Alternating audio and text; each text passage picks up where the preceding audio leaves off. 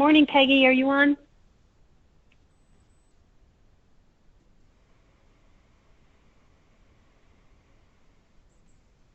Good morning, Jennifer. Stacy's here. Hi, Stacy. Good morning. Good morning, Jennifer. This is Deborah Allen, and I'm on the call, but I'm unable to join the Skype meeting. Are you having a Skype issue, Deb? On some of these meetings, I do, yes. I'm getting a valid certificate error, and that's why it's not letting me join. Colleen, can you see if you could invite Debbie Allen? Of course. Or maybe, okay. Debbie, let's see if it works this way. We'll try to cheat around and do it that way. All right. And I believe Peggy Miller is on, and she is recording this. So for those of you that know me, I'll try to be a little bit more formal than I usually am. I try to chit-chat, but we'll try to be a little bit more formal because I know this is being recorded. And Stacy, friends at Flagey, I will talk with Peggy to see if you can have a copy of what we record today. Sounds good, thanks. Okay. And Peggy, can you hear me?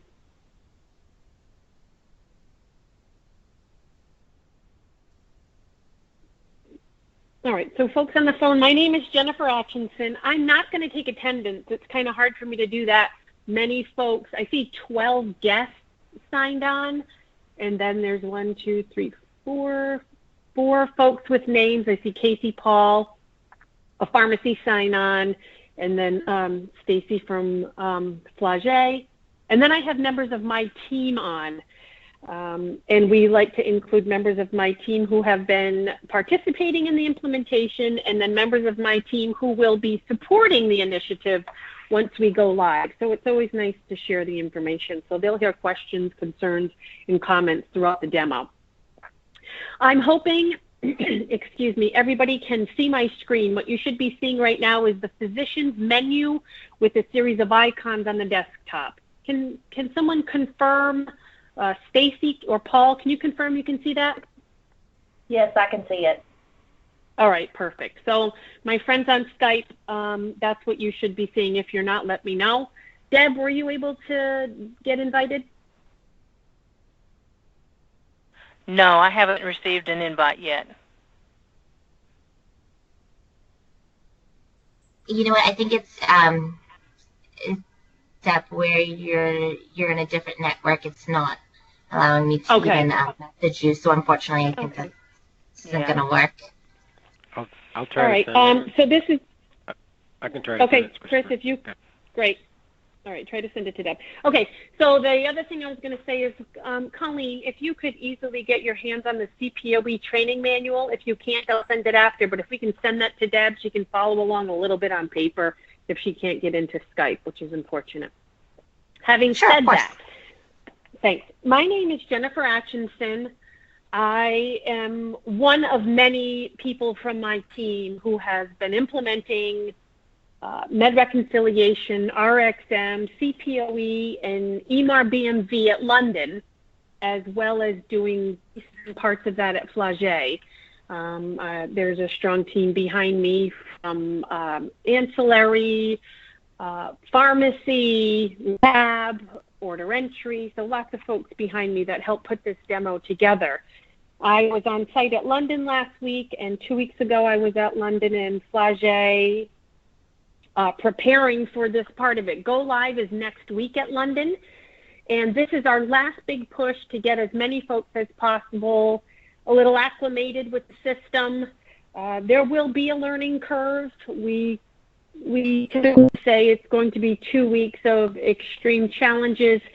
And after that 2-week period, if users have stayed true to the system and continued through the bumps and bruises, the system gets smarter.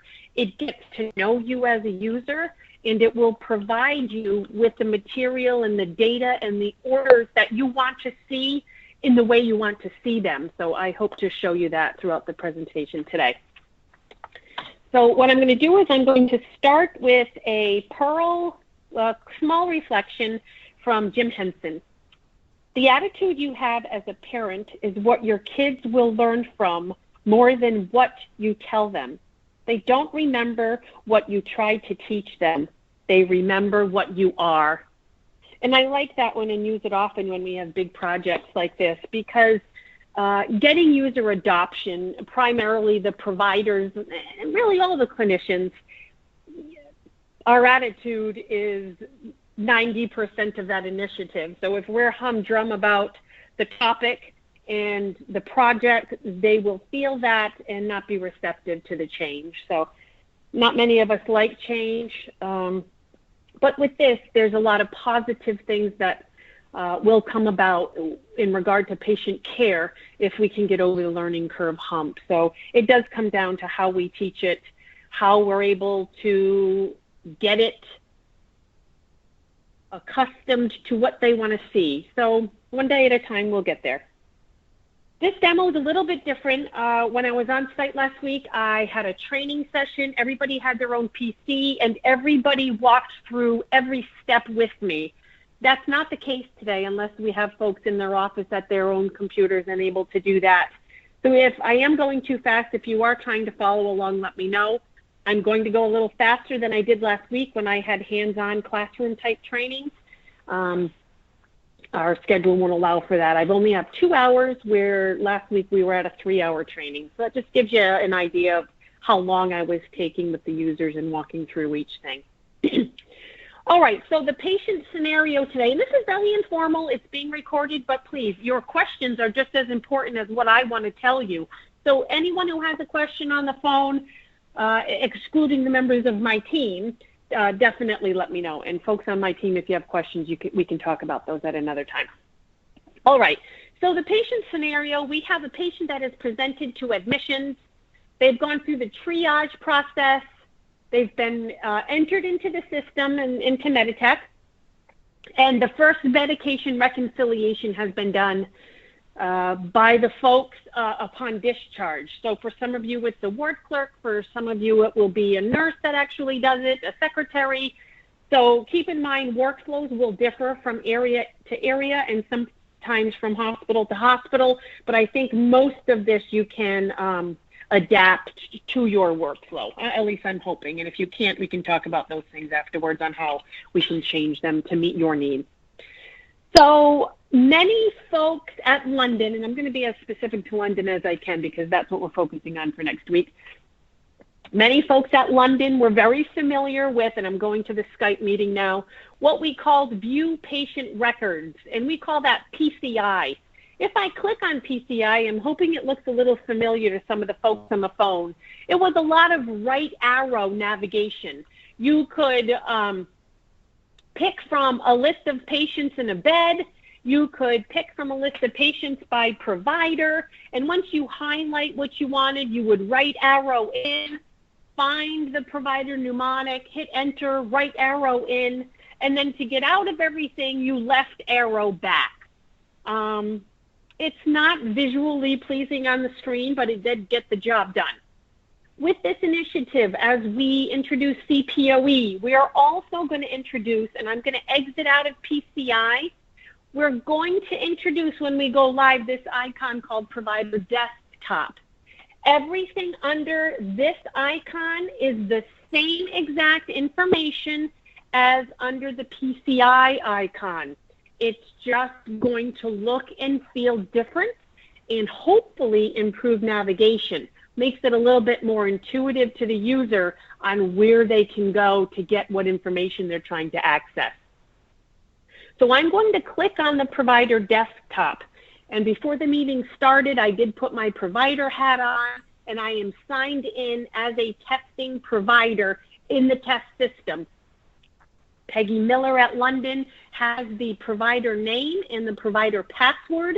She can share that with you if you want to access using that test provider in the test environment if your username is not working. And that's what we did in our class last week. We all signed on as this test provider. I'm clicking on the provider desktop. Now keep in mind, this is the new PCI, patient care inquiry. You don't have to highlight and right arrow in anymore, and I'm going to show you all that in just a minute. When I click on that provider desktop, if I'm starting at the top of the screen, because many users who haven't seen these screens before, you will get confused where you are in the process until you're used to them. Always look in the top left corner of the screen in blue. It will tell you who is signed on and what routine or desktop you are signed into. This is the covering page. If you are covering for a provider group or providers, all of those patients can appear here to you. And there's a scroll bar on the right that you can scroll through using the scroll bar or the arrows or the up and down keys on your keyboard. Now, if you are covering, right now you can see that we are covering for no provider groups, no one in addition to the provider that is signed on. But if you are going to cover for somebody going away, out on leave, on vacation, if you click on the cover selection, you can choose what patients you want to cover for. You can click a provider group, a specific provider, or you can cover for all of PCU if you had to.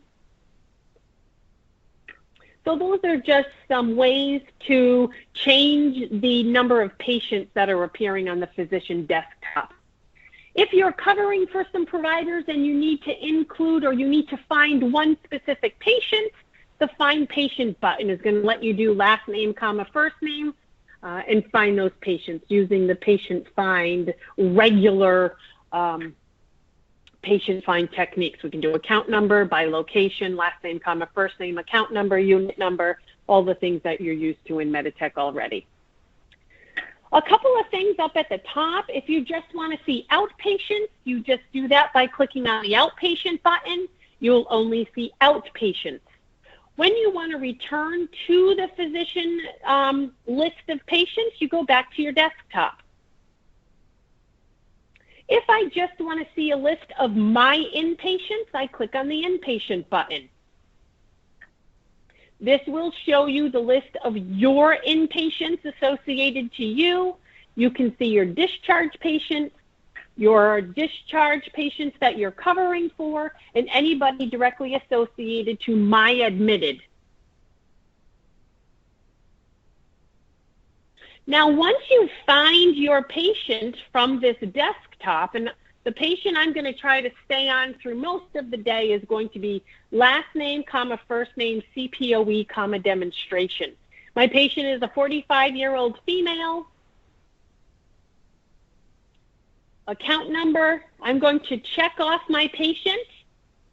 Now, from this screen, I'm going to click on the review button down at the bottom. This is going to take you to PCI. This is the first routine I showed you when I started the demo. Under the review button, this is where you can get a summary and detail of all the activity that has happened to my patient. Now, I'm starting at the top of the screen. The routine I'm in is clinical review.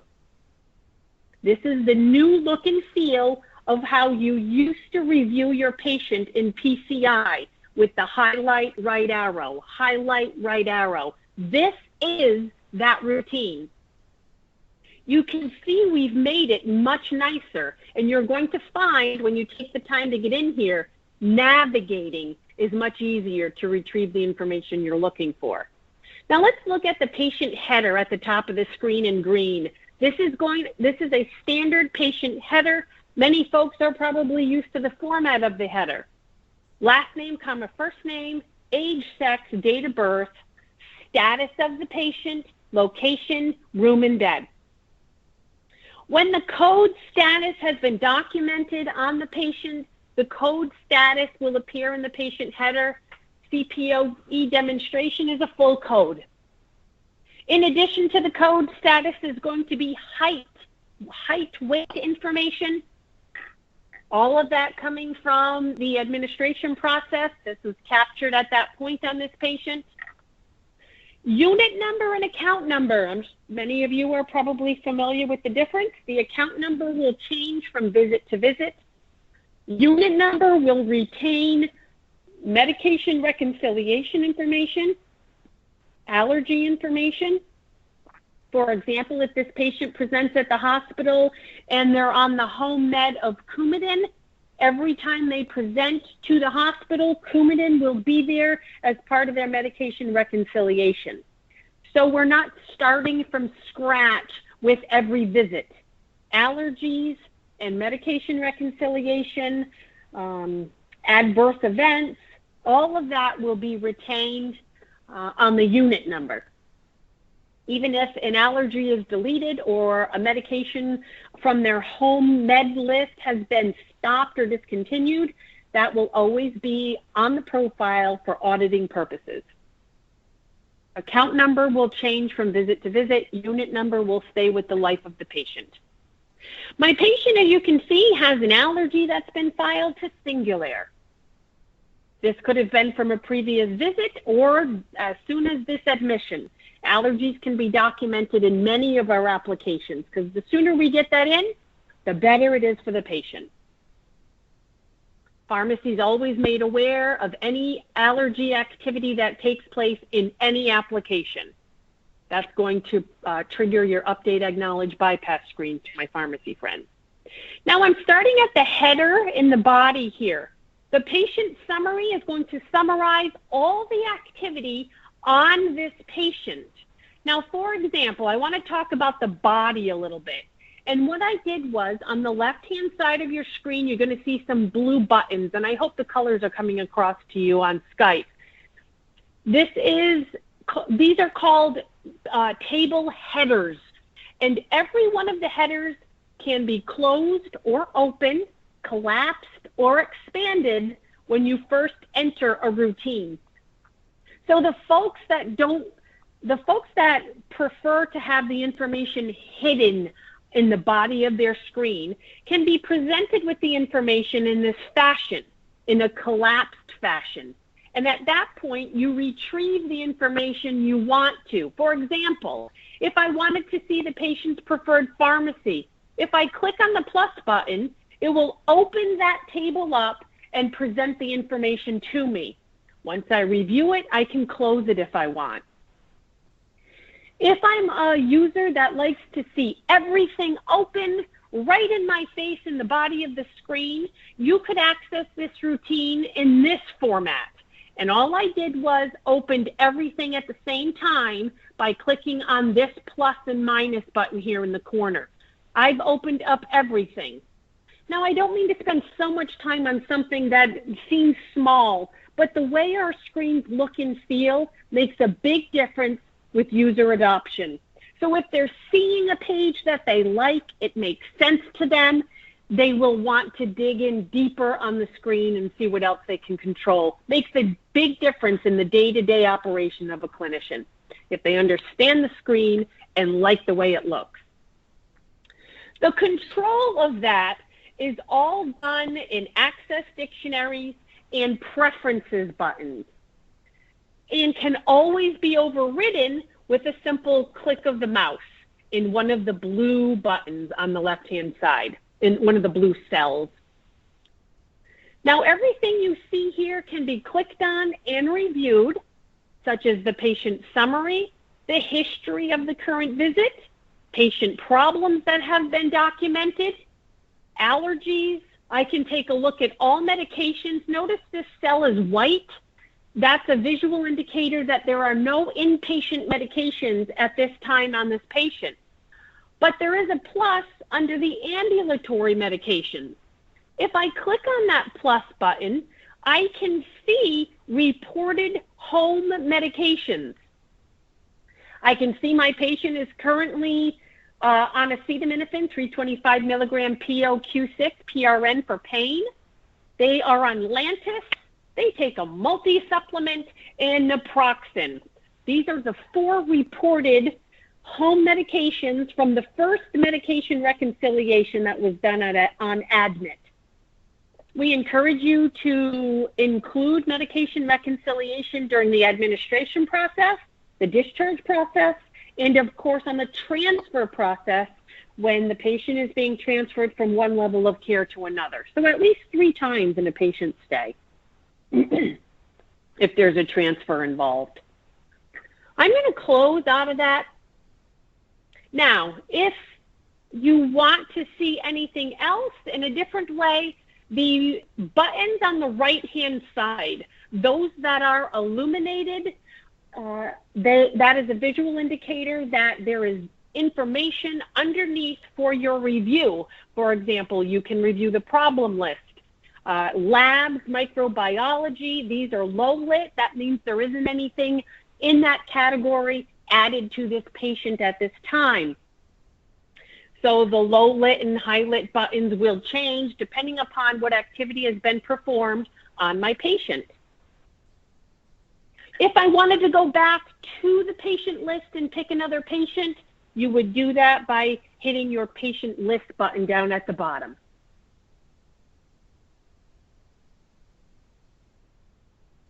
There's also ways to print documentation from this screen. Excuse me. And that's the print button down here. In the training manual that I did send out before this meeting and in the training manual that Peggy has sent out, all the little things that I don't discuss, for example, the help button, all of that is discussed in the training manual. So anything I don't touch on, if you want to know today, interrupt me. If you think you can wait, please refer to that training manual. We try to highlight all the little nuts and bolts of every single screen for you. But in the presentation, sometimes too much is just a little bit cumbersome and not needed each and every day. What I want to focus on now are the buttons down at the bottom. Now, if I click the PCI button, that's going to take you into your highlight, right arrow, highlight, right arrow. That's the review patient routine that you're used to right now. That's down here on the footer button. The other thing we're going to talk about today, and we're going to focus a lot of our time on the order button. From clinical review, when you have your patient and you're reviewing your patient, you can in one click start the ordering process. If you need to order a diet, you would click on this button. A lab, a RAD, an order set, inpatient medication, whatever you need to order on this patient, you're going to access that under this button. If you have documents to sign, the sign button will be highlighted, letting you know that there are items for this provider to sign. If this patient was ready for discharge, and this will end our presentation today, we're going to begin the discharge process by clicking the discharge button. And we'll see that as we end our demo. So the flow of this demo today is going to be how to place non-medication orders, how to place medication orders, how to place order sets, how to initiate a transfer, how to convert reported home meds to inpatient medications, how to perform the reconciliation process during a transfer, and how to discharge the patient. So hoping in that process to hit on quite a few of your workflows at both environments, Flagey and London. What I'd like to do now is click on the order button and begin the ordering review process. When I click on the orders button, I'm in the review patient order routine. My standard patient header is always going to remain the same. The buttons on the right have changed. We're going to talk about those. And the footer buttons have stayed the same with different access. Let's look at the body. The body of the screen is going to grow as we create activity in this session. Current is going to show you everything that is current and active on my patient at this time. If a medication is discontinued after a specified amount of time, whether it's 24 hours, 48 hours, after that amount of time, it will fall off the current list and it will be displayed under the all list. As we add orders to this session, you will see that you can see what's been done in this session. Once I file and submit that activity, our session is over and a new session would begin. So this is just a way to group all the activity that's happened on the patient's account. What I can see here from the body of my screen, and they're always going to be sorted by category. You're always going to have the expand and collapse buttons available to you. Right now they're collapsed. If I click on it, it will expand more detail. I can see that there is one nursing order, which was the resuscitation status, that is active. That resuscitation status displays in my header, so I can see that it had already been done and completed.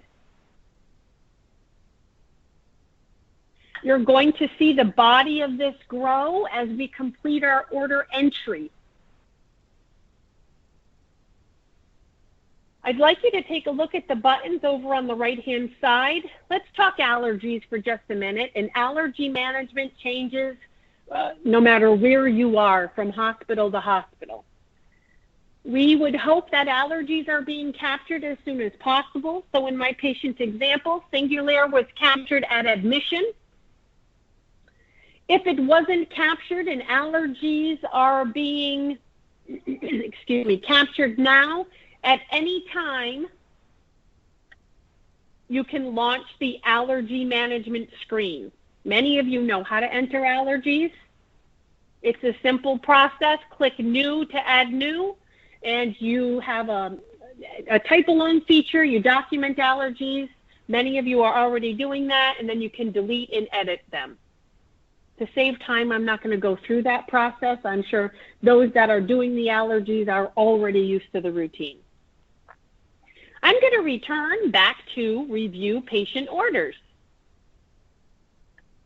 I want to talk to you about these buttons, and then we're going to start our workflow.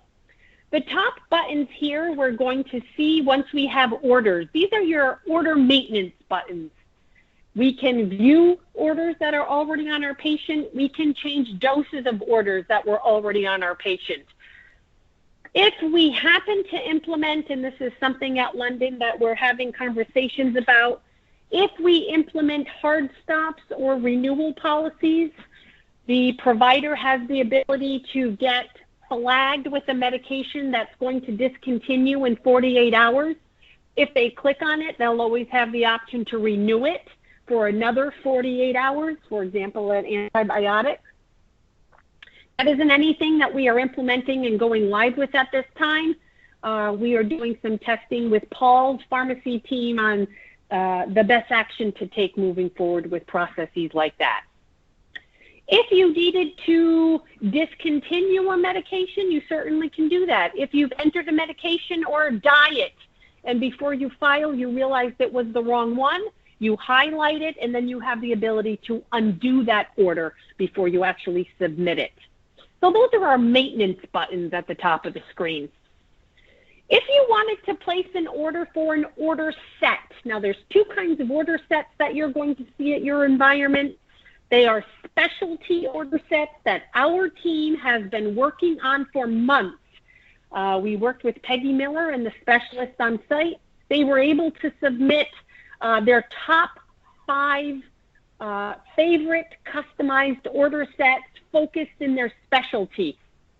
If that information was handed to us, we were able to build those. We'll take a close look at those in just a little bit.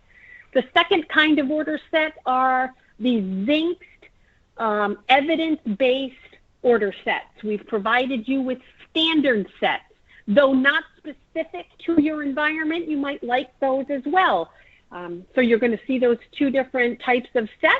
it would be our hope that you take a look at those, review those, and just so you know, order sets are comprised of everything that exists in the system to be ordered. They are always a work in progress. So if 9 months down the road you have a new order set that you would like created, if you simply open up a ticket and document that, that is something that we would construct for you. How that gets done would be outlined for you in detail, what the approval process of getting that active and live would be. So we're going to take a look at those order sets.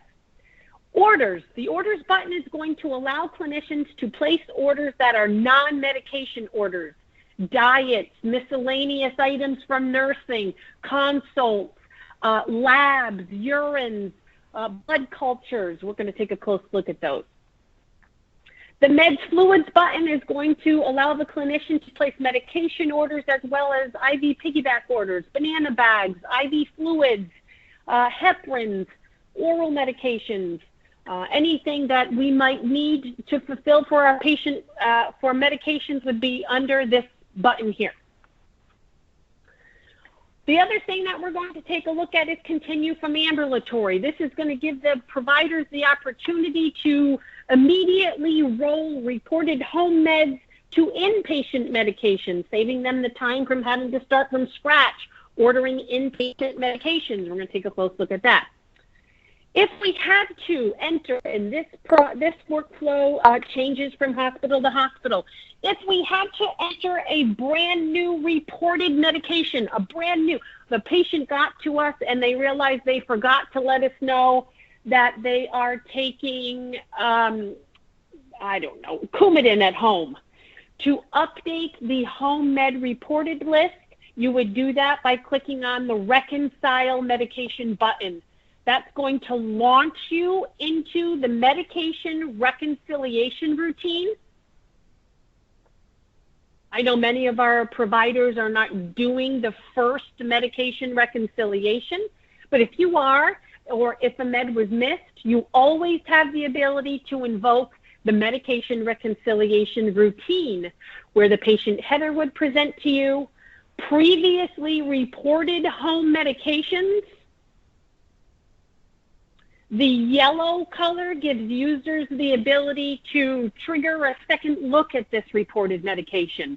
When naproxen was reported, the patient was unsure of the last time they took it and was unsure of the actual dose that they took. If they suddenly remember what that dose was, you launch medication reconciliation. You can simply click on the cell of that medication and you can document, I don't remember the dose, but I do recall now I took it on the 19th.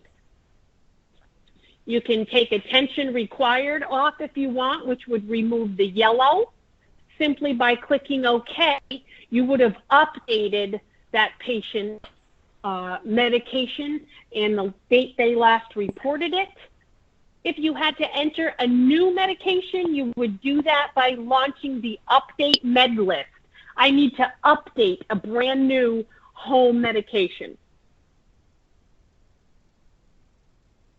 If I was done simply by making that change, you would click Done, and you would submit your change, your home med change. And I'm just going to do that. I'm going to submit the changes I made to naproxen, and I'm going to click OK. Now, if I went back into Reconcile Medications, it's going to recompile the list with the changes that I made. I'm now going to return back to Review Patient's Orders. Now, let's say the patient came to admissions. This is the first time the provider is reviewing this patient. The first thing the provider can do is launch the Continue from Ambulatory button. The provider has the option to review home medications that were already reported when they previously were admitted into the system.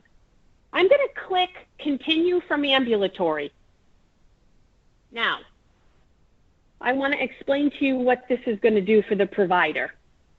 Up at the top, I can see I'm in the continue ambulatory orders for visit. The home med instructions and max daily dose are not copied to the new inpatient order. There are two parts to what we're seeing here. Medications on the hospital formulary. I can see that of the home meds that were reported and captured on my patient profile, if I want an inpatient order of acetaminophen, I simply check it off. And I can see in this table here, medications on the hospital formulary. If I check this off and said, okay, that would convert this reported home medication to an active acetaminophen inpatient order, simply by just clicking here in this cell.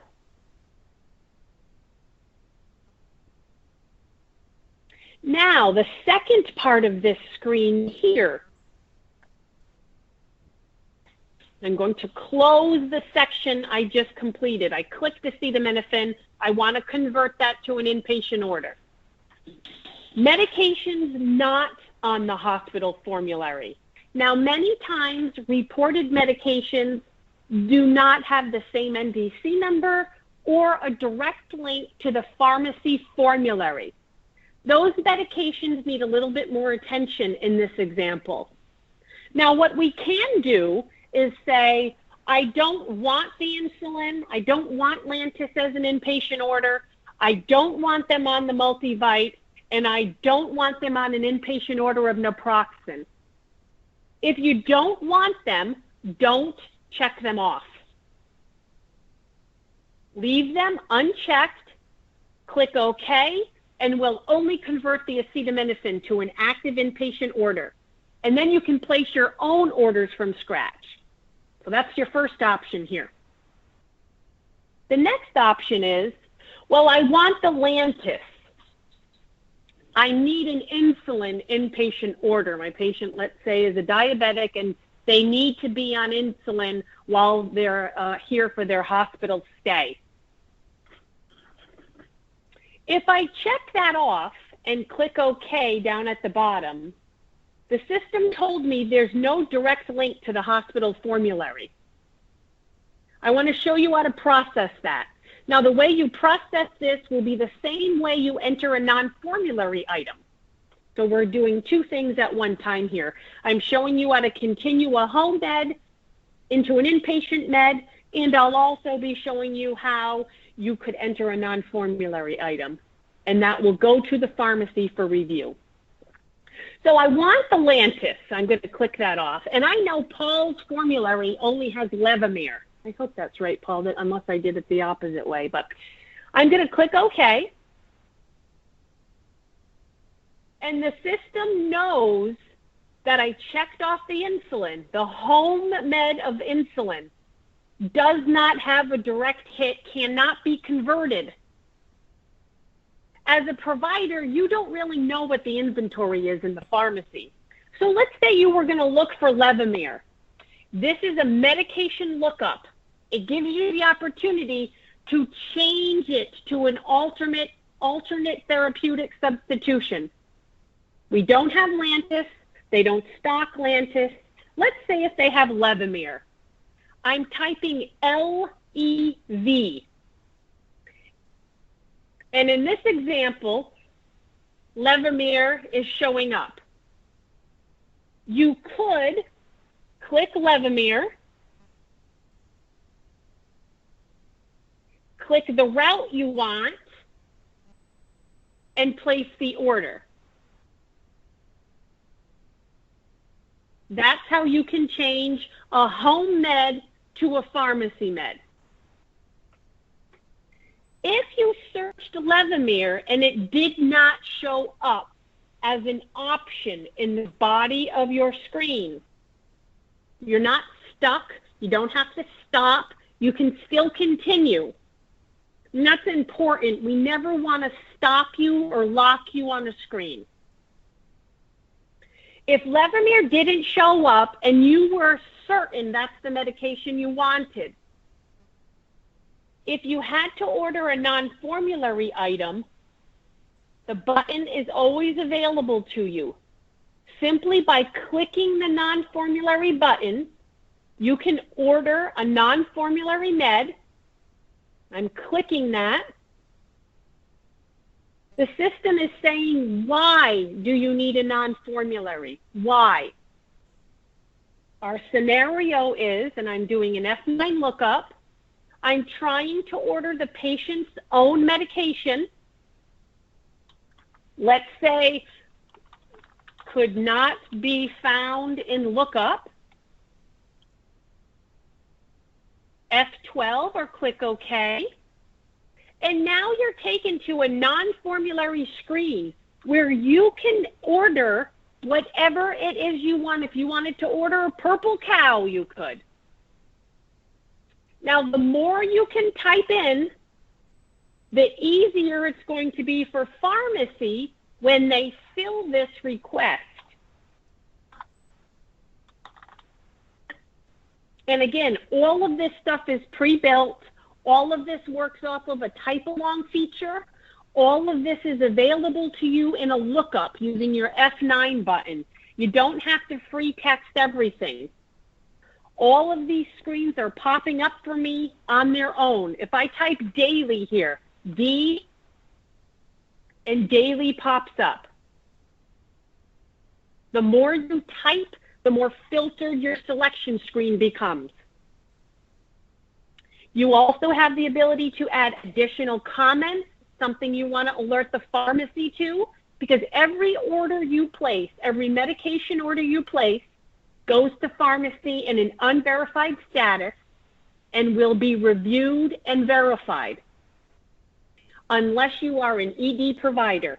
In the location of ED, your orders are verified orders that can be reviewed from pharmacy. Once you've provided your non-formulary criteria, you're going to hit F12 or OK. Now, I can see when we did the continue from ambulatory, remember, we rolled home medications to inpatient orders. I ordered a non-formulary Levemir, and I showed you how to place non-formulary orders to do that. And I rolled the reported acetaminophen to an active inpatient order. First part of the reconciliation process. Now, as a provider, I've taken care of the home medications.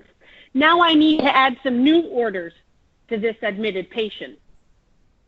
If I was done and there aren't any new orders to enter, you could click Submit, because I can see that green and new is a visual indicator that nothing has been filed. If I want to file this, you would click Submit, enter your PIN after you have your last review of activity,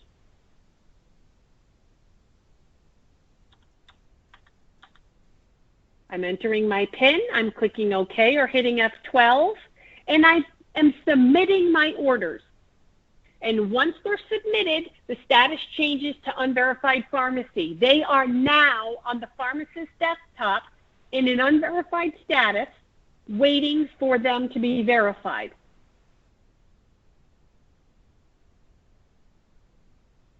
Now let's place some new orders on this patient. We've just reconciled the home meds. Now we need to place some new orders on this patient for the stay.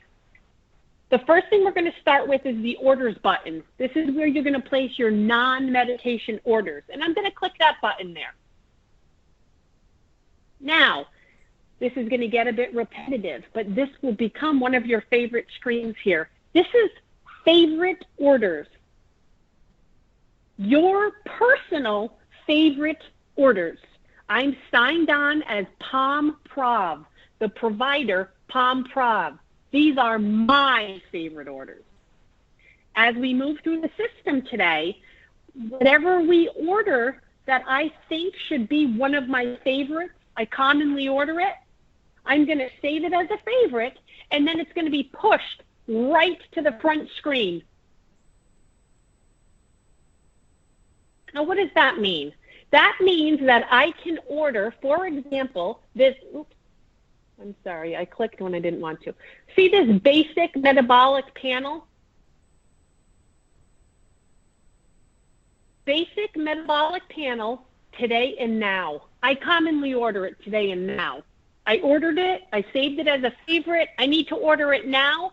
I click one time in this box and click done, and you've just ordered your basic metabolic panel from your favorite list. Well, I do order that, but sometimes I order it with a start date of tomorrow at the next draw. Well, instead of having to search for it and set up that date and time, you did it one time, you saved it as a favorite, and golly, here it is. Here's my basic metabolic panel for tomorrow's draw. One click in this box, and you've placed that order. That's how significant the favorite screen can become. The other thing you can do in favorites, of course, if you have something saved as a favorite and you want to remove something saved as a favorite, you click on it and you can remove your favorite.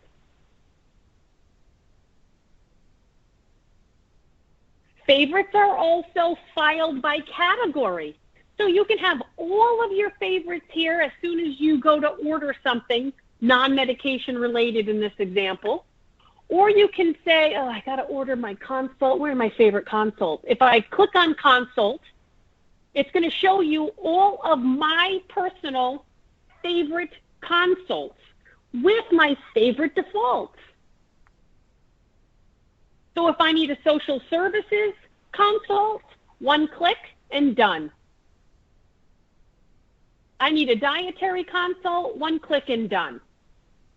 And this is why I say to you, give the system 2 weeks of your time, 2 weeks of your focused time and patience. Because the more orders you place, the more defaults you take the time to enter, and the more times you click favorites, these orders are going to be easily accessible to you. So what took you 3 minutes to order today takes you 3 seconds in 2 weeks. I can't stress that enough. The first 2 weeks of go live will not be pleasant. But in 3-4 weeks, you will realize that the system is getting to know your ordering practices. That's why we have favorites. That's why you can click on your dietary favorites and order a low-fat diet with one click. Now, all your favorites aren't going to be in place at the get-go. So you need to build your files. If you do not see something in your favorites and you need to order something, you're not stuck in here and you don't have to start over. You're going to launch the Any Order button.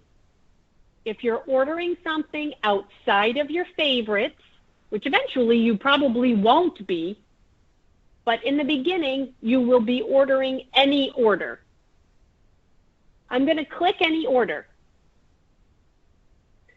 And I want to order a few things just to show you how to do it. It's not going to be specific to any specialty, and it's sort of going to seem strange that I'm ordering these things together, but I'm teaching you how to do it. And there's a couple of ways to do things. Let's say I wanted to order a diabetic diet. If I type ADA, because that's how I order it on paper right now, I just type ADA. I can see that typing ADA with the type along feature sorts the body of my lookup to the ADA diabetic dietary in the category of dietary. There's my diabetic diet. I'm not going to click it off and I'm not going to order it right now. I'm going to backspace over ADA. Let's say you don't refer to it as ADA and you would rather look for DIA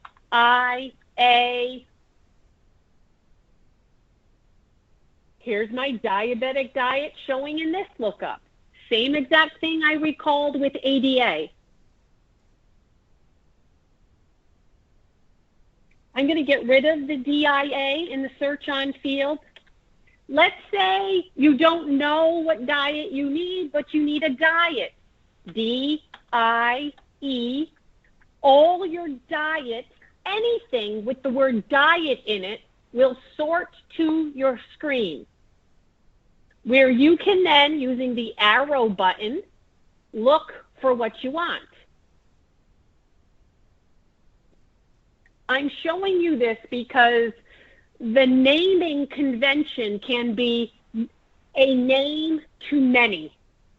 So you can have multiple names for the same item. So in the beginning, you need to have a little bit of patience as you search for things.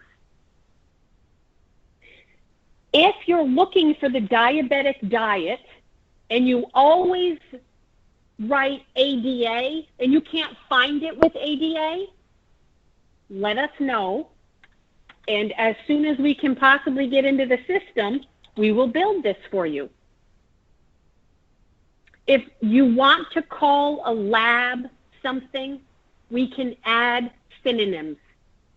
We don't want to make it difficult for you to find things, but everybody has their own synonyms sometimes.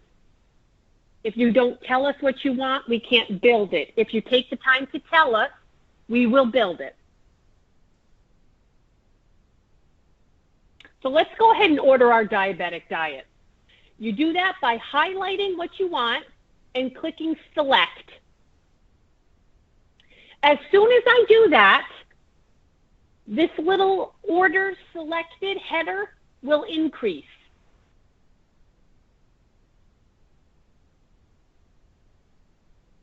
Let's say I need to order Vanc, V-A-N. The more you type, the cleaner your selections are going to be. I'm going to order a vancomycin random. I'm going to do that by clicking on it and clicking select. Increased 3 to 4.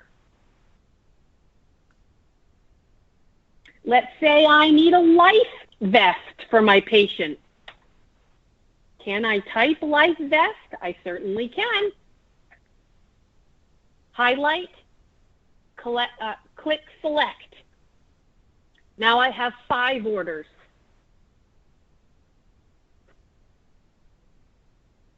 If I needed a CBC, again, a little repetitive. I just want to show you we tried to put as many orders as you would possibly need in this index. If you look for something that is missing, try a couple of different terms. If it is not there, you need to let Peggy know. Flagey, you'll let Stacy know at that time, and we'll build it for you. Or we'll let you know. I'm going to select this CBC here. Again, we don't want you to ever get stuck. We try to give you miscellaneous. If you're absolutely stuck, you need something from nursing. You're not stuck. This will give you a screen. You can make your request. Now, all I'm doing here is putting things in a batch. These are the things I want. I'm going to select it, and now I have 7 things that I want. I'm done compiling what I want. I'm going to click done here. Now you're going to be able to specify, you've said what you want, now you're going to say what you need in that. Over here on the right-hand side, you're going to see what is already ready to file. Anything that is black and says available, it's ready to go. If I clicked done right here, these 2 items would file on their own. The life vest request and the nursing communication, because that's optional. You can fill it out or not. If you don't fill it out, they don't know what you need. Anything that is red required means you've got to look at that and you've got to fill out something. We're going to look at that in just a minute. Many of the orders, non-medication orders, will have a priority. If you need to change that priority for, let's say, my random vanc lab, it's routine, I need that stat. Click in the cell, change your routine to stat. If everything that is available as stat, I need to change. I need them stat. I need everything stat. If you click in the header as opposed to in the specific cell, you can change everything immediately. So the header is always going to give you a batch mode. If you need something specific for one, you click in the cell. Same with the start and service times. If I need my dietary consult to be changed, I'm not starting that till the 21st. Change the date, click in the cell, you've modified the date. If we're looking at a surgical patient or something that needs to start tomorrow after surgery, I click in my header, I change the date by batch, and I click OK.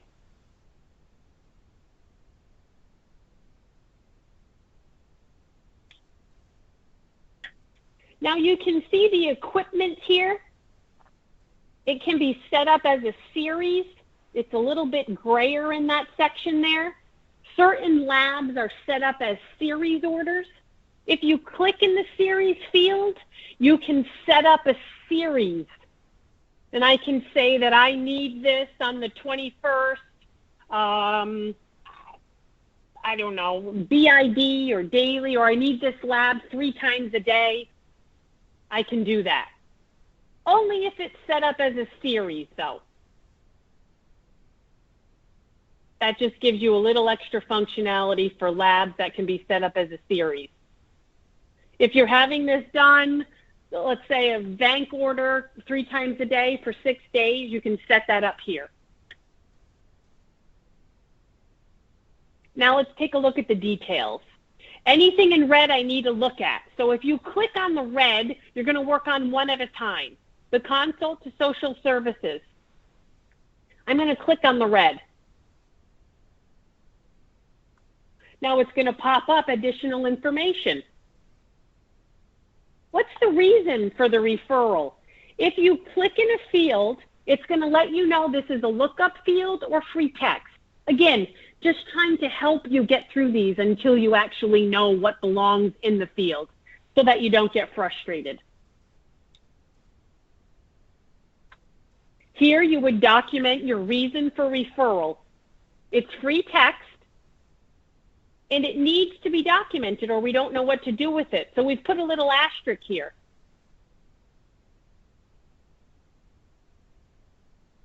So you would document your reasoning. If you want to provide additional comments, you'll see this query a lot. You can always add additional comments. There's no asterisk. It's not required. You document your reason for the consult to social services, F12, or click OK. Your required flag is now turned to available. This order's ready to go. Your dietary consult, required. I'm clicking required. What's the reason for the consult? Again, if you go F9, it's going to let you know it's free text. So depending upon the diet you're picking, NPO, ice chips, clear liquids, whatever your reasoning for the diet is that you selected. Again, I'm not being clinically accurate. I'm just giving you options. F12 to file, click OK, or add additional comments, free text additional comments. F12, we're ready to go on that one.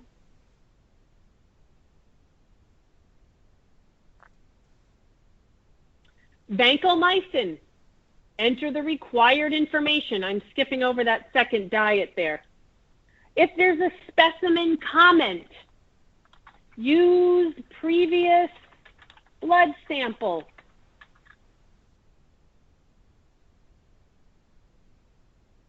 Again, providing the additional information needed to complete this request.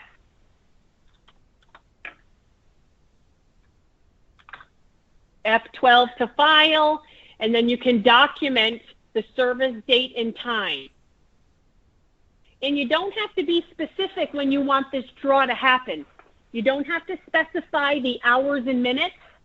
If you want to, you can. You always have that option. Or you can say, I want this done on the next draw. And that will take place on the next lab draw for your Vanco. Let's look at our CBC. I'm clicking in the cell.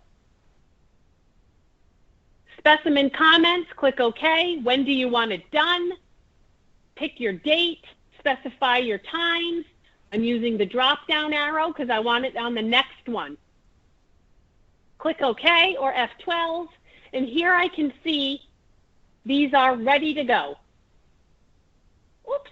If I try to file, this is going to let me know that there's required information here. Click on your required.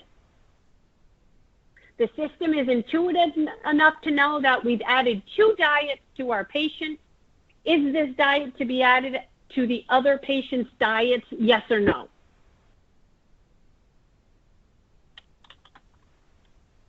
Is this the primary diet, yes or no?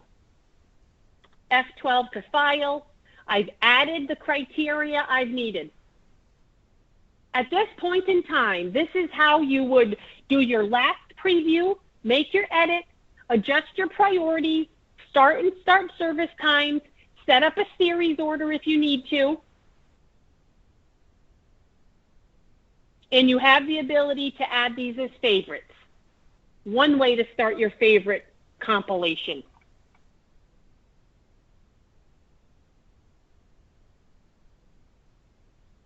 If at this point, oh, I forgot to add something before I file these, you don't have to file and start over.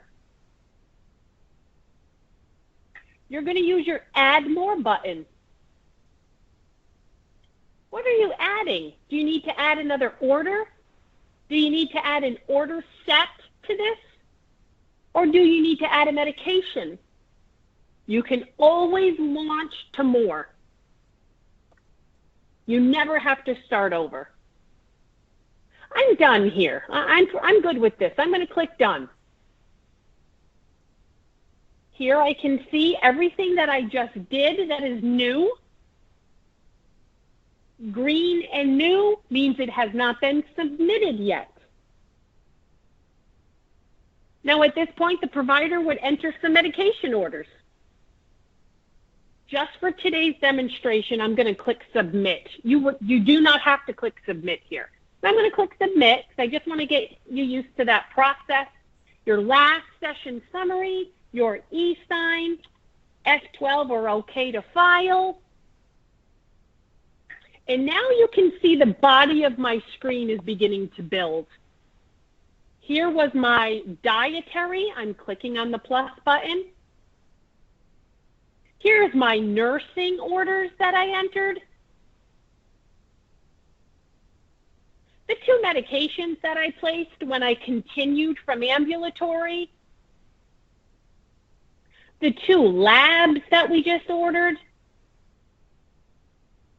And the consults that we ordered. Everything here is opened up. Again, if you don't like that, close it up tight and only open what you want to see. Now you guys are all getting off the hook because in my classroom I would now give you 5 to 10 minutes to place your own orders. All right. What I would hope you do at this point is get into the test system and start looking at the orders of your specialty. If something is missing, it is a priority this week for us to get it in the system. We want what you want there when you go live. If you don't get in there this week and let us know what's missing, let us know as soon as you know so that we can get it in there. So you can order it, you can set it up, and you can save it as a favorite.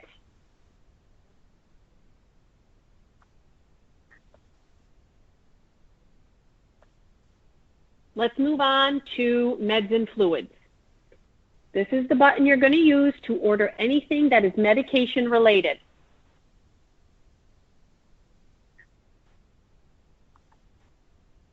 Here's that screen. Favorites. Once you find orders you like, set up defaults you want, you save them as a favorite, it's the first thing that's going to present to you.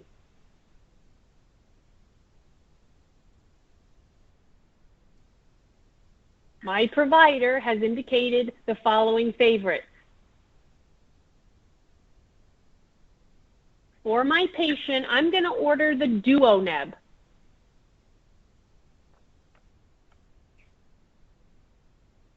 This is an example of a medication that has been set up with a reflex, and I'm going to show you what that is as we move along. So just remember that we ordered the DuoNeb. Now, when I ordered the DuoNeb, I picked the medication, and there was only one route associated to that DuoNeb. So I didn't even have to make a route selection. The system's just intuitive, and if it knows I want DuoNeb, there's only one route associated to that med. Now they're going to launch me into the string selection. What we did for you is created 15,000 plus medication order strings to make less keystrokes for you as you place orders. You pick your med, you pick your dose, you pick your string. And that's what you're going to do when you place medication orders. Med, dose, string. And we're going to take a look at how those will present to you based on what you're going to order. So MDS, pick your med, pick your dose, and pick the string that exists. Now, we can't possibly come up with every single orderable string. That would be too much on your screen. So if you see in the body here the exact string that you need to order, if you see it, click it and click done, and you're done placing that order. If I click done here, I've just ordered albuterol 3 ml BIDRT. If you don't see the exact string that you need, you're not locked, you're not stopped, pick the closest one and make one edit.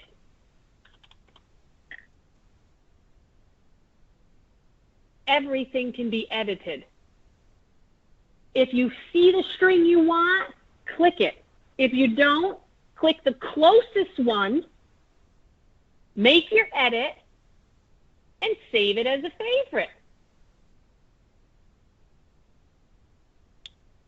Now the med you want, the dose you want, and the string you want has been added to your favorites. So next time you order this, it's one click and done. One click to order albuterol.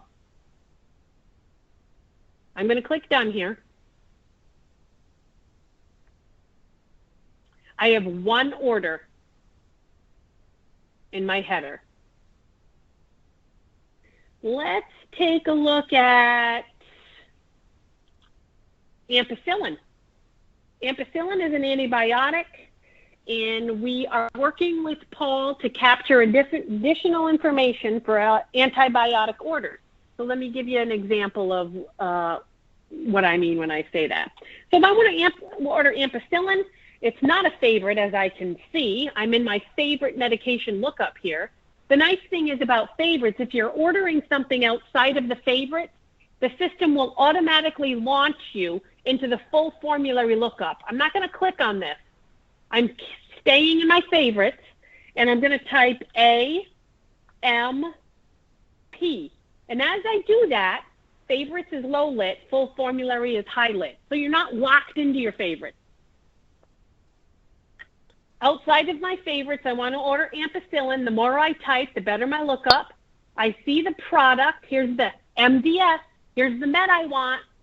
Open it up, one click.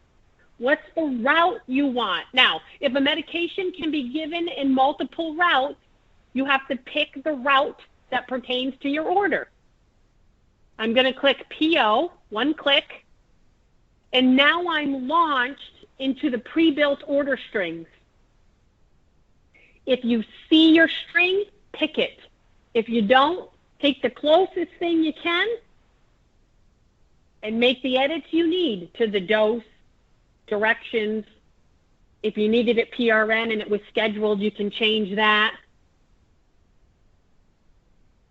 I've highlighted it and I'm clicking done. I want you to see under here there's an asterisk. If you see it, great. If you don't, it's okay. Click done. And you're being asked for the indication. And my headset is dying, so I'm going to switch you over here. I'm going to put you a sec here. Can you guys hear me? Yes, we can. Yes. Okay, thank you. I'm just going to charge up my AirPods. I'm going to put you on speaker for a little bit. Okay. You're asked for antibiotic indication, where you will document the needed information for the antibiotic stewardship, and then the total duration of therapy.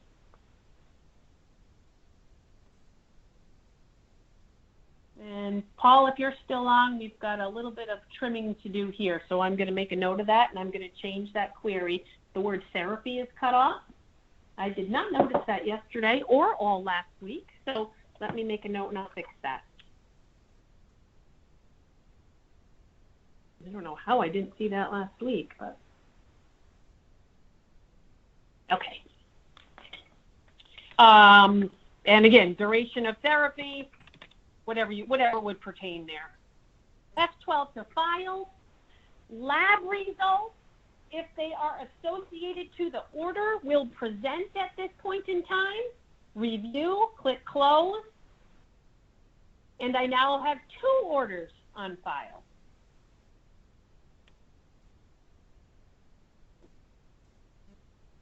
I'd like to order a heparin, and for heparin, we are going to order a bolus dose, a bolus maintenance, and a drip. And this is just to give you the look and feel of the functionality that does exist. This is one of our more complex order series.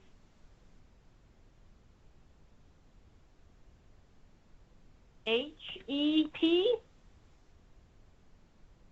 You're going to pick the product that you're looking for.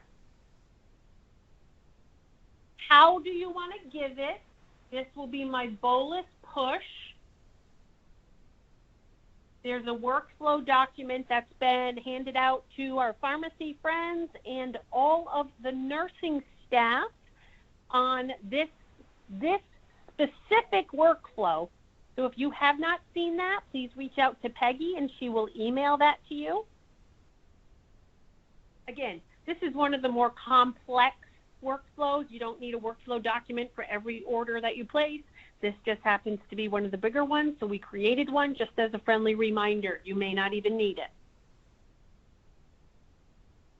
We're getting conflict checking. This is new on the CPOE side for you.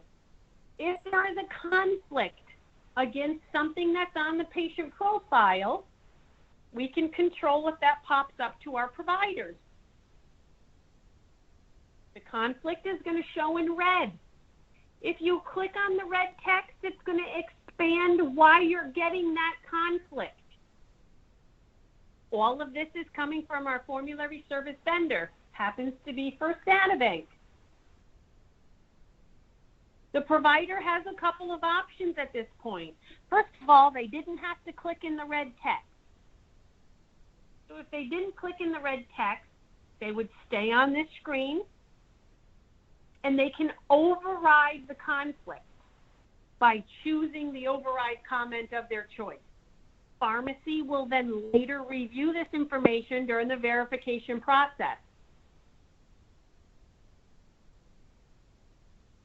The provider could have, I'm going to cancel out of this just to give you another option. If the provider clicks in the red text, they have the ability to automatically override this for future orders on this patient or for all patients. When I order this as a provider, don't show me this interaction. So you have the option to pick for this patient, for all patients, if you click on the red text, or stay on this screen and override it with the appropriate comment that the pharmacy will then later review. Now, I picked my meds, I picked my route, I took care of the conflicts, I reviewed any lab criteria if I needed to. Now I'm at the string selection. Now these strings, and this is why we show you this, the strings can be short and sweet, 30 units per kilogram one time. You can see it fills the order criteria. Heparin IV, 30 units per kilogram one time PRN. Or we can make them a little bit more robust. For example, this string is a bolus string. It's 0 units, not 30 units per kilogram. Another choice, if you want to order a bolus dose and a dose to continue, which is what we do most of the time when we're ordering this in this workflow. This is where for DVT, we can order a bolus dose and a dose to continue. So in this one ordering process, we're going to order 2 orders. And we have a string set up for the DVT protocol or the ACS protocol.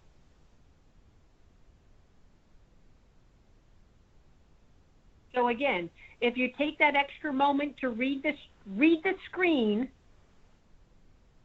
hopefully some of the questions become a little more clear.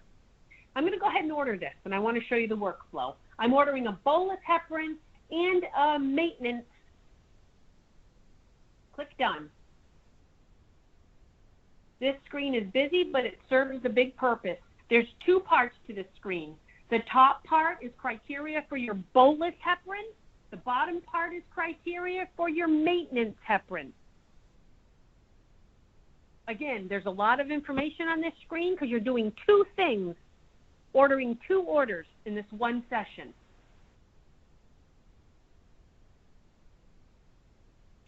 Based on the patient's weight, which shows in the header, I can see 33.5. If you pull down the administration criteria, it's going to help you if you want to specify a dose. If you don't want to specify a dose, the nurse can do it on the EMR. But if you want to, again, I'm just showing you what's available, how complex we can set up this order criteria for you. If you pull down the criteria that's been pre-built by the pharmacy, they help you with a guided dose. So based on my patient's weight, well, I'm sorry, my patient weight is 94. I was looking at the wrong thing there. 94. If you scroll through the table for the weight of 94, and again, it's very slow if it's painting on your screen. I'm sorry for that.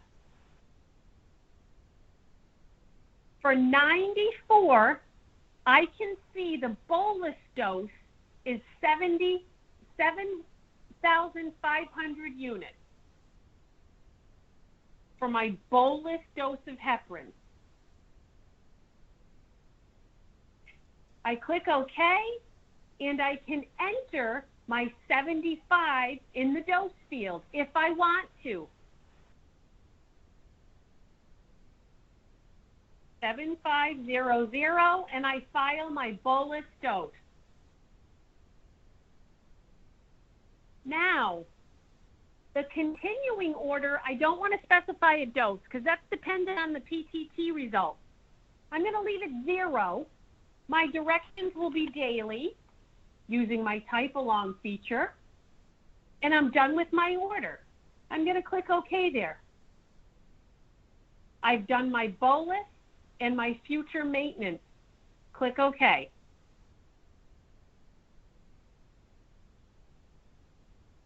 Review the table, again, if you need to, and you file the order. Now with new orders, you're getting conflict checks against the home medication, same scenario. Review under the red text or override with the appropriate comment and file your order. The number has increased now.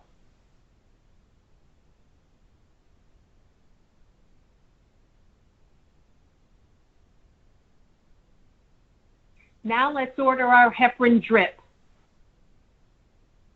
HEP or whatever you type. Here's the product. I'm opening it up. I'm giving it IV, so it automatically launched me into the conflict.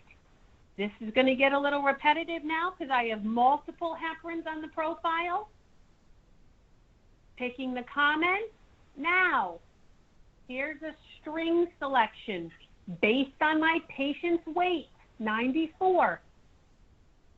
Here you can see if my patient's weight is between 45 and 49, the drip will start at 600 units. I'm scrolling down, greater than 94. Sticking with the condition, if it was DVT or ACS, there's different strings for different conditions.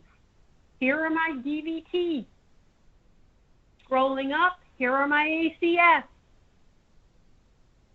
So based on condition and weight, make the proper string selection to titrate.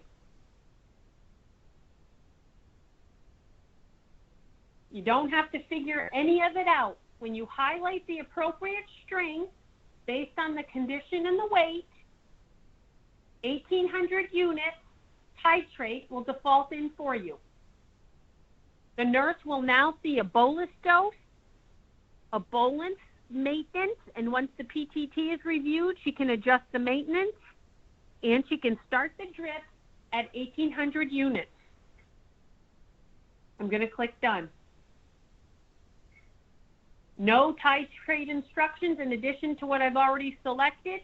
Review your labs, click Close, and you've just filed another order.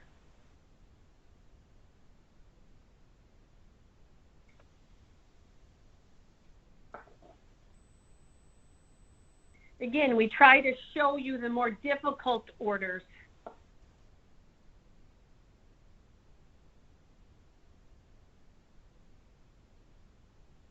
An example that we used in the heparin is administration criteria. Administration criteria is additional information that the provider might need to see or fill out. All of that is built in pharmacy. Paul has helped us set all of that up. If something is missing or based on what I showed you, you would like to add something once you get in there, start that conversation and we can see if we can build something to help make ordering more streamlined.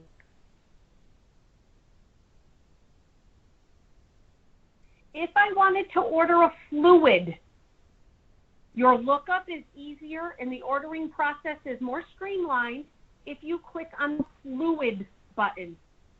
I'm going to click on the fluid button. I'm going to be presented with my favorite fluids if I have any. Simply click, pick the string that you want. Now if you need a one-time dose, we have bolus set up for you. If you need a bolus in a continuing order, you'll get that double screen I just showed you for heparin. Pick what you want or the string that's closest to what you need. Make your edits if you have to, add additional comments if you need to, and click done. You've just ordered a fluid. We've got eye drops in there, ear drops, creams, bulks, tablets, caplets. And here I can see there's 6 orders right now. I'm going to click done. I could go on, but because we only have 35 minutes left, I want to make sure I show you an order set, the transfer, and the discharge process. Done. And here I can see my 6 medication orders that are filed to my screen. You can see the word new, and the color is green. I made a little rhyme there for anybody that happens to be dozing off. Green means I need to file and submit. You don't have to do that at this point. If you were going to place an order set, you could do that now. But for the demonstration, just to get used to this, I'm going to submit. After I submit, your session summary, your last review. If you didn't want something, you can cancel out of here. If you're good, put your password in, F12, or click OK. Immediately, all of these orders have flowed to pharmacy in an unverified status awaiting their review. We're getting stop dates for bolus doses or one-time orders. Here I can see now my growing profile. The non-formulary I converted from a home med. My fluid, my heparin, my drip, my bolus, my maintenance, my Duoneb, my Tylenol.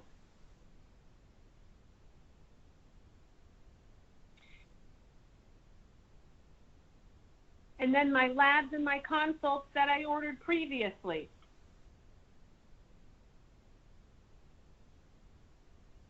Now this is a testing environment. I had my Duoneb set up as a reflex order. That got changed. That happens sometimes in tests. I don't want to miss that, so I'm going to quickly order another Duoneb by doing the med fluid. Now in the real world we wouldn't do this, but I know I have a reflex example in here that I thought I wanted to show you. So let me see if that's there, because I want you to see how the reflex works.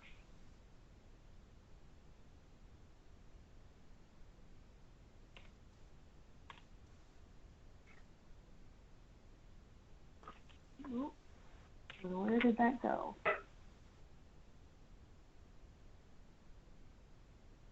Okay, so I pre-built an example just in case something does get changed in the middle of a demo.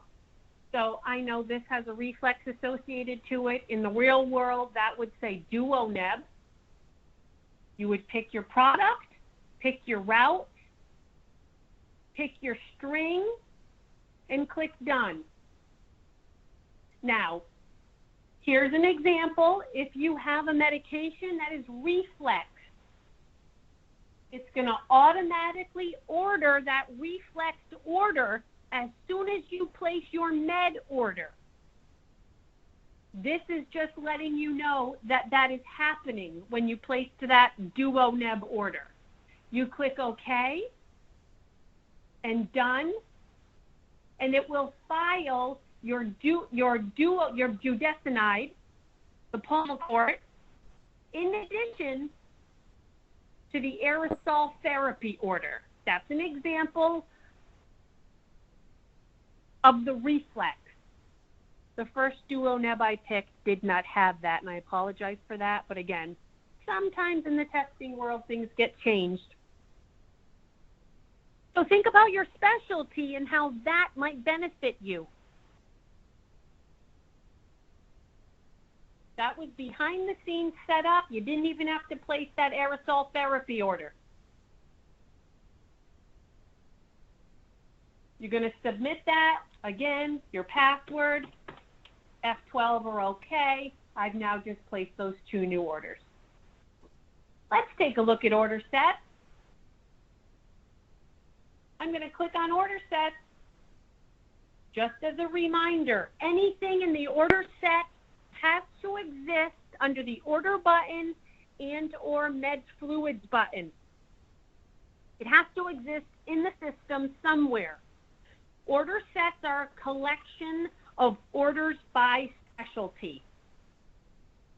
We get a little repetitive here. What's the first thing we're seeing? You will see your favorite sets. If you don't have favorite sets, you will see all sets. So the longer time you give the system to get to know you, the better presentation it will give you. There's two kinds of sets.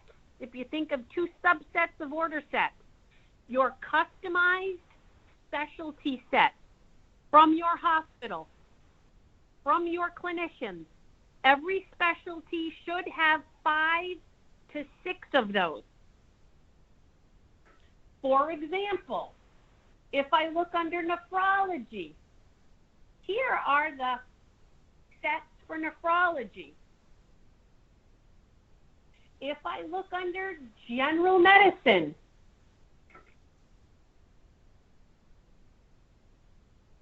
we try to break them out by specialty. Customized specialty sets. Then I told you we've given you evidence-based order sets, not specialized sets from your clinicians, but Zinc's evidence-based specialty standard sets. If you want to look at those are under its own header called CHI standards, and all I'm doing is clicking on the headers to change the body. Those are available to you to use, to review, to compare against, to build off of, to edit. Those in addition to your customized ones that we will continue to build for you. Now, order sets. Let's take a closer look at an order set. I obviously can't go through every specialty. If you took my class last week on London, if you had a specialty, I asked you to check off your specialty set, and they worked through the set, top to bottom.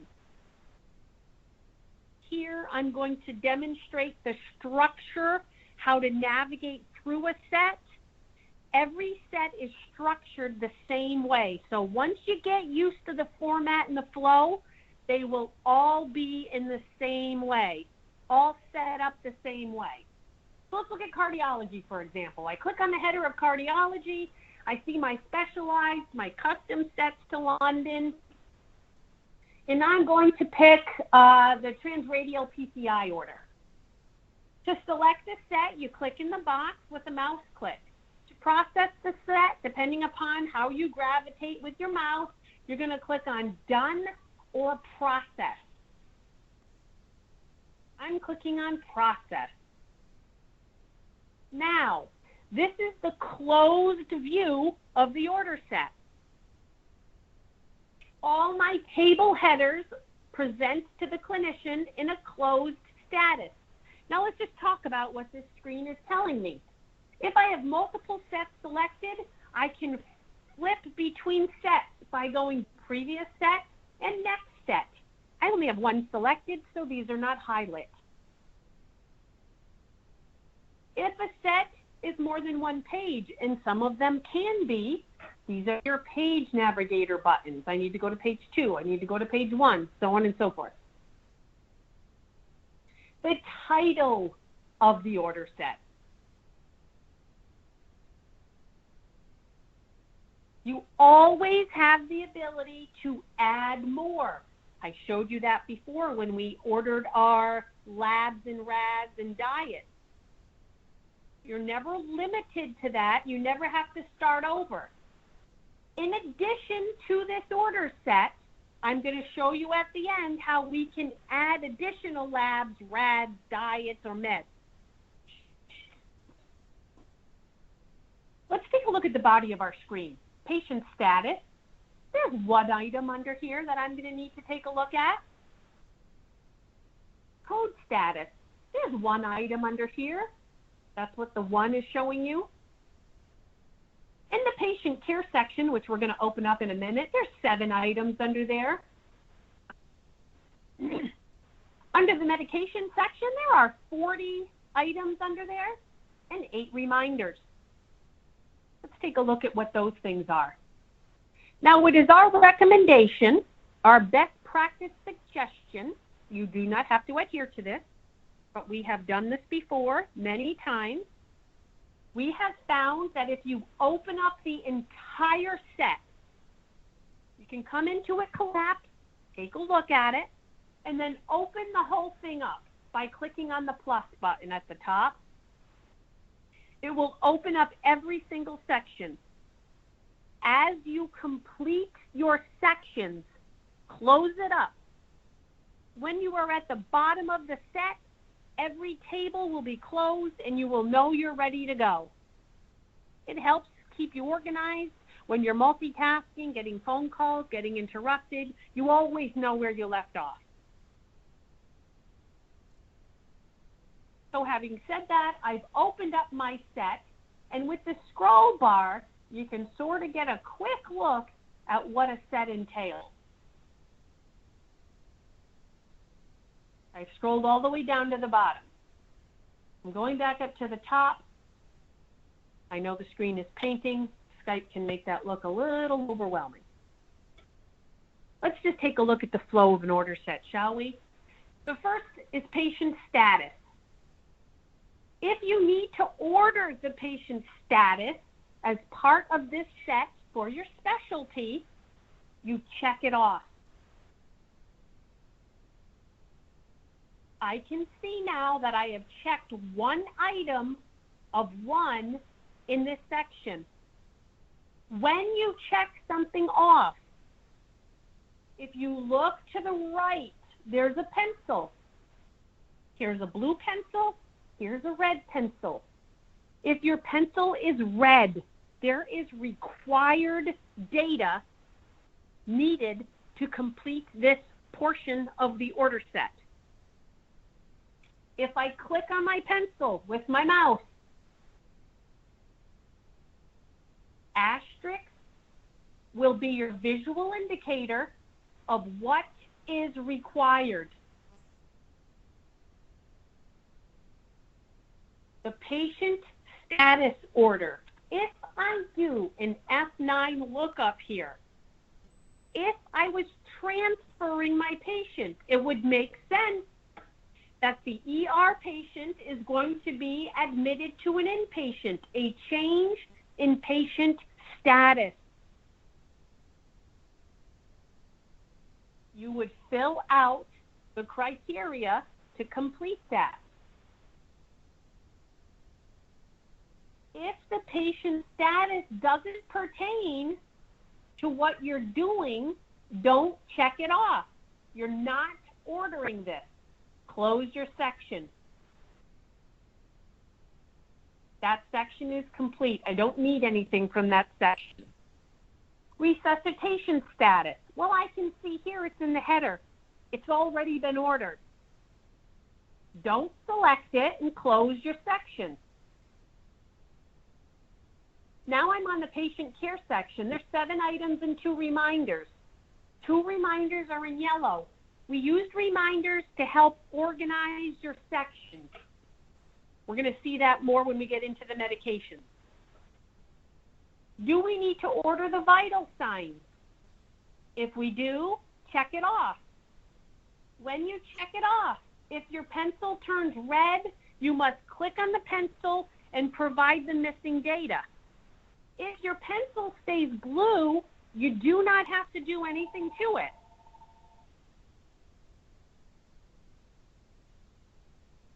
If you're done with this section, you don't need RT oxygen request. You don't need any of this.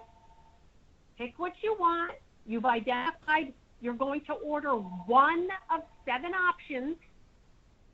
Close your section. Diet. Do we need a diet? Now we know we've already ordered a diet on our patient. We did that previous in the demo. I'm not going to select another diet. Close your section. Now we're under the fluid section. 7 items in the fluid section. Order the appropriate fluid for the patient. I'm scrolling down. Pick the fluid that you need, or fluids. If your pencil's red, you must complete the order. If it's blue, it's good to go. It's good to go. It's got its dose, route, rate, sig, sketch, comment, start, and stop.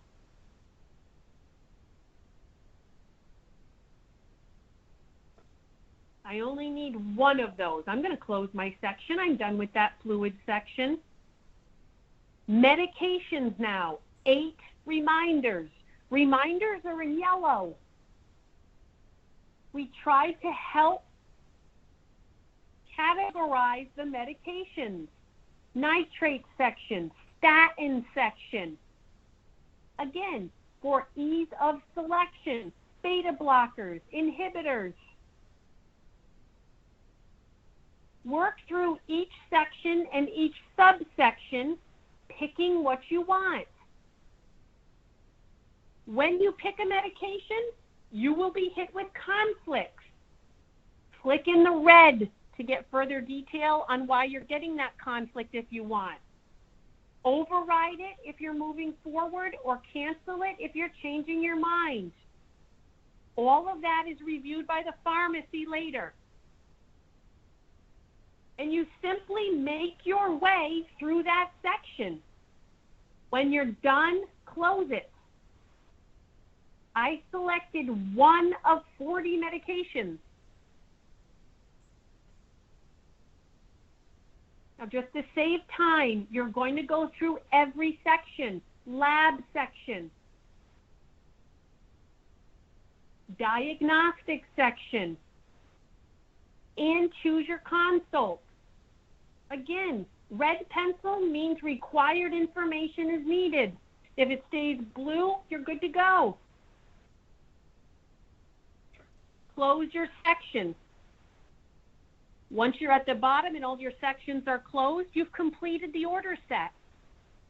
Much faster than ordering each one of those line by line. Oh, I forgot to order something that wasn't included in this. You don't have to start over. You go to add more. It's a med that I need. Type along. Pick your medication. Pick your route. Pick your string. Click done. Add another med if you need to. I do not need to. I'm done.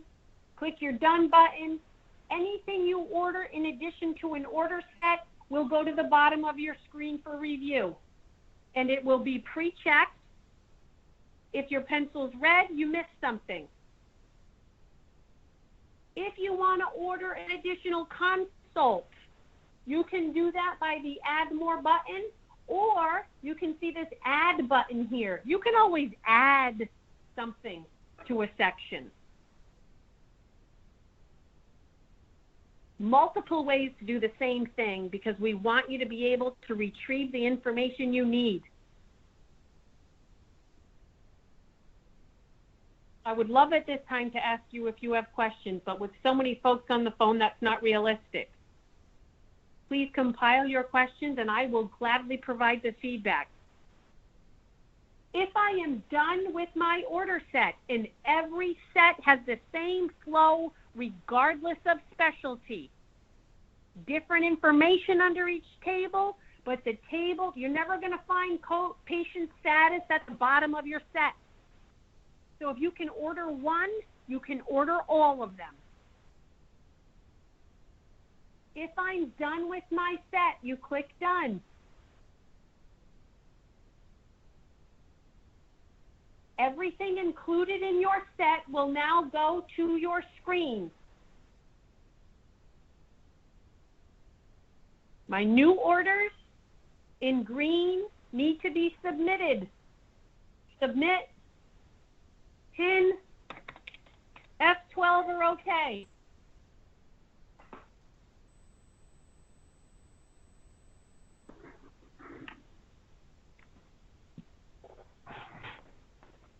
The 2 last things I want to show you.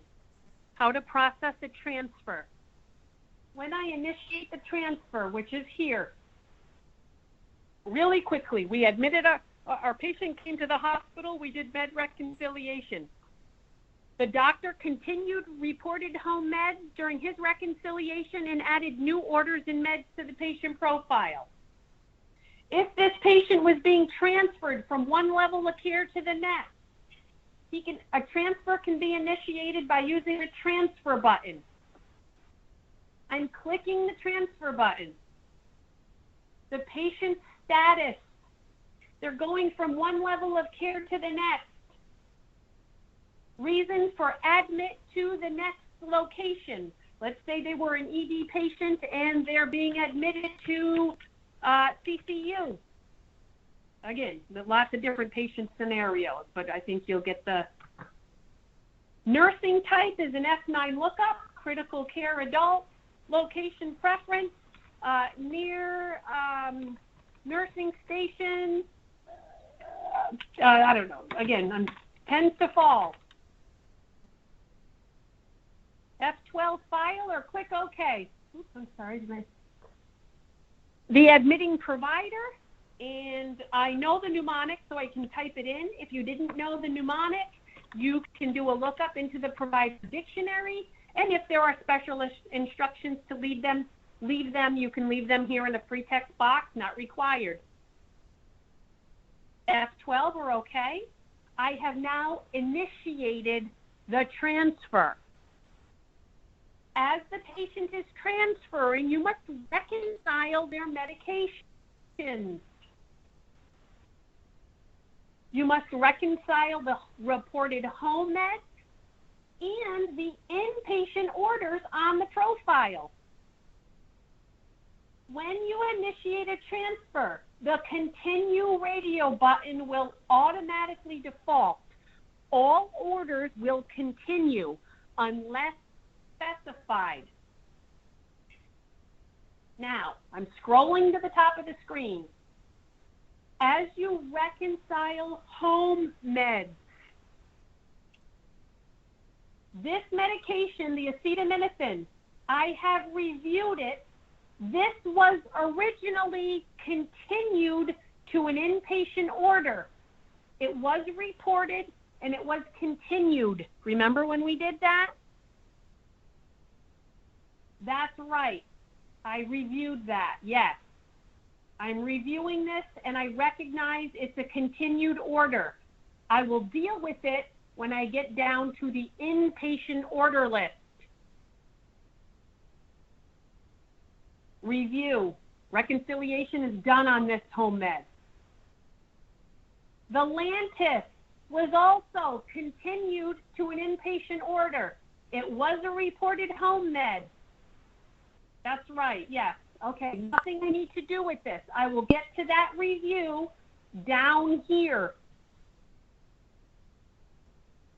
The Multivite, it wasn't continued as an inpatient order. Should the patient continue on this as a home med? Yes. You can then update that if you want to continue that during the transfer to an inpatient medication. As part of this transfer, if you want to change a reported med to an inpatient med, you can do that. I showed you that in the beginning of the demo. If there's a direct link to the formulary, it will automatically convert. If there isn't a direct link, you'll be hit with the replace option. Replace it with a med you find in the list, or initiate a non-formulary request. We did that with the Levemir.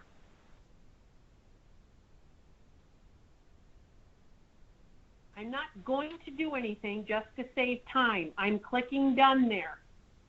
Multivite, if you don't want to continue it and the patient should stop taking it, you can click discontinue. If you do not want to take action on it right now, but you did review it, you click review. Now you're going to work your way through each one of these. Naproxen. Do you want to continue it on transfer to an inpatient order? Click continue. Do you want to stop it? Click DC. Was this entered on the wrong patient? Click cancel. Cancel is only used for wrong med, wrong patient. I'm reviewing it and choosing not to roll it over. Now let's take a look at my inpatient orders. I'm scrolling down. Again, this is during the transfer process. What do we want to do with these? And you're going to work through each one. In the real world, most of these will say verified because pharmacy will have gotten to them, and if they haven't, they'll stay unverified. What do you want to do with these? Do you want to stop them on transfer or continue them to the next level of care? And you'd go through each one. To save time, I'm going to keep them all in a continue. Now, important to note when you're transferring, anything you change, modify, edit, or initiate new or stop does not take effect. I'm going to click done here because I'm done with my reconciliation as transfer. Submit your transfer order here. You're submitting all of that, reviewing it, e-signing, and filing. Now, everything that you changed, modified, stopped, or entered new does not take effect until this patient is received in the new location. I'll say that one more time. It's very important. We get calls to say the transfer orders are not showing on CPOE comma demonstration patient in PCU. Why are they not showing? The doctor wrote them. Because in the system, the clerk, the secretary, the nurse, who's ever part of that workflow has to receive the transfer in order for the stops to stop, the DCs to DCs, new ones to activate, so on and so forth. If the patient is in the hallway right outside the location and they are physically there, but have not been received, those orders are in a transfer pending status. As soon as this is clicked, all those orders will activate.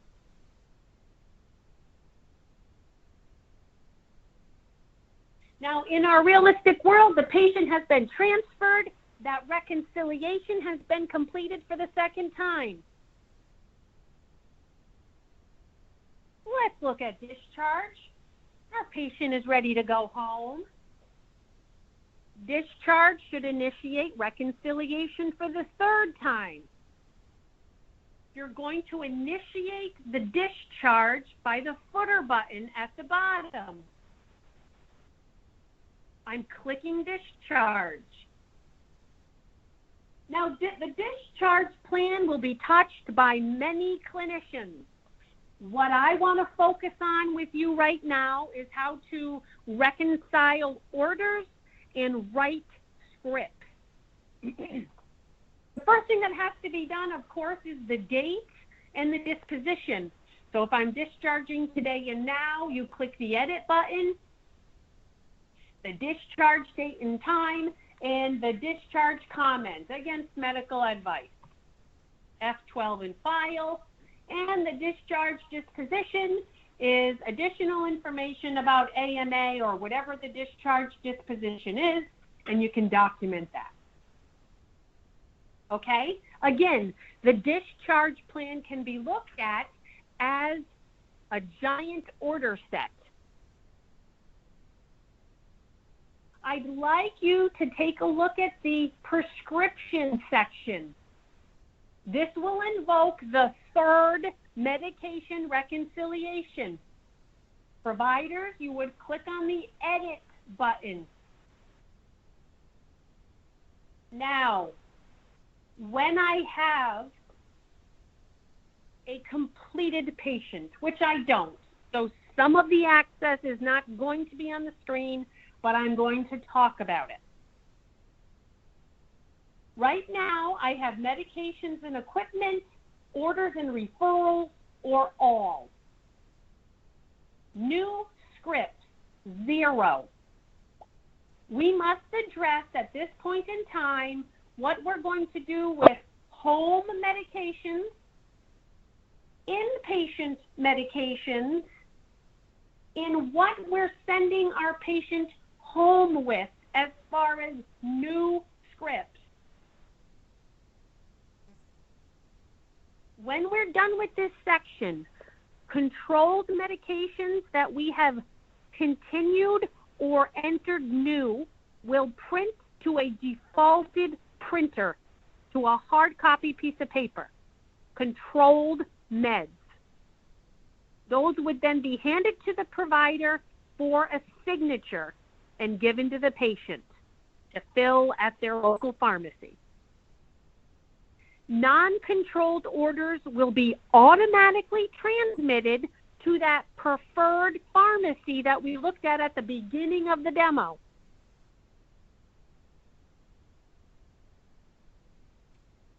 Now, before we do new scripts, let's take a look at what we have to reconcile.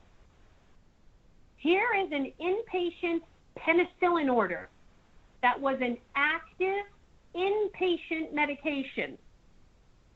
Now, to save time, I didn't go to pharmacy and verify these.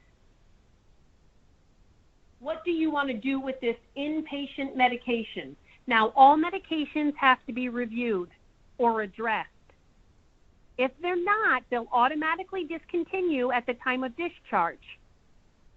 IVs also will be automatically discontinued at discharge.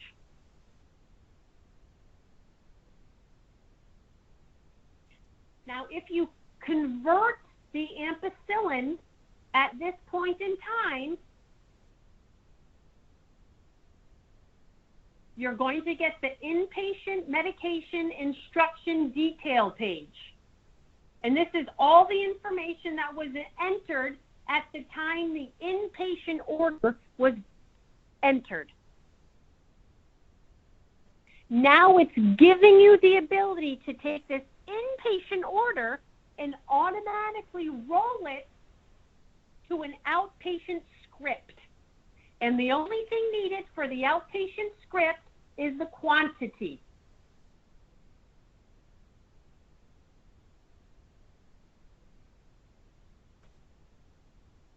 And of course, dose, units, route, and frequency if it wasn't there. That is all you have to enter. Ordering provider will default. F12 in file. Now that's one medication that's been converted during this process. If these were verified, you have the ability to stop them, convert them, or keep them as a home med. And you will work through each one of these in that fashion. Now, I told you for time in the demo, we're not seeing everything available to us because some of the items are still unverified and haven't truly been processed. Here's an example where the naproxen, our home med, it's reported, a reported home med. What should the patient do with that? Well, I need to renew a script for the naproxen as they go home. Or they need to stop the naproxen. If you want them to stop the home med, you click stop. If you want to renew the home med as a script, you click renew.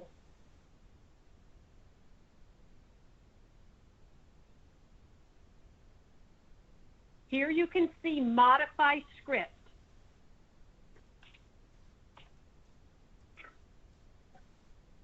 Conflict checking always. And you work your way through each one of the reported and verified inpatient medications, including our non-formulary. Now, let me show you this non-formulary here down at the bottom, and I saved this for last because it's important. As a provider, now a lot has gone on this patient. As a provider, we had a home med Atlantis that was rolled to an inpatient order of Levemir. It was verified by the pharmacy and filled as Levemir. The home med was Lantus. The non-formulary request was either for Lantus or Levemir, whatever the provider picked at that time. What the provider will see at this point, and it's not here today because I didn't put my pharmacy hat on, what you would see here is a note that says Lantus non-formulary request was filled with Levemir, do not continue. So the pharmacy will give you a little bit of a guide when dealing with these more complex reported meds to inpatient meds and what to do with them on discharge. We have a workflow document at the pharmacy that Paul is sharing with the pharmacy. So for these types of orders, you'll know exactly what to do as the provider. They have a little can text statement down here telling you what to do, what you need to do here, whether it's continue it or stop it or renew it as a script. Once you have made your way through all of these, and I am just going to quickly save some time if I can, and I want to show you, because I know we're running out of time and I appreciate your time. I don't want to waste it by going over. Once you've worked your way through each medication, and if your pencil turns red, you know there's required data missing. Once you've reconciled this, you would submit it, and this is the point. It's letting you know I didn't touch everything, and I know that, saving time. This is the point where you have your last review, you enter your PIN, click OK or Save, and this is where you're going to see your controlled meds that are printing to a printer. Right now I only had 2 non-controls, but you would see your controlled meds underneath here in the body of the screen. It will tell you what printer it's going to. You always have the ability to override that and print it to the printer right on the side of you, where you can grab them and sign if you want. The RXs will be printing in the discharge packet. If you're not near the printer or you're not getting them immediately, they'll be brought to you for signature. And these, the controlled medications, will do that. The non-controlled, here instead of seeing a print-on box, you will see TXNT or TRMST for transmit. That's your visual indicator letting you know that these scripts have been transmitted to this preferred pharmacy, and there's nothing you need to do with them because you already e-signed them.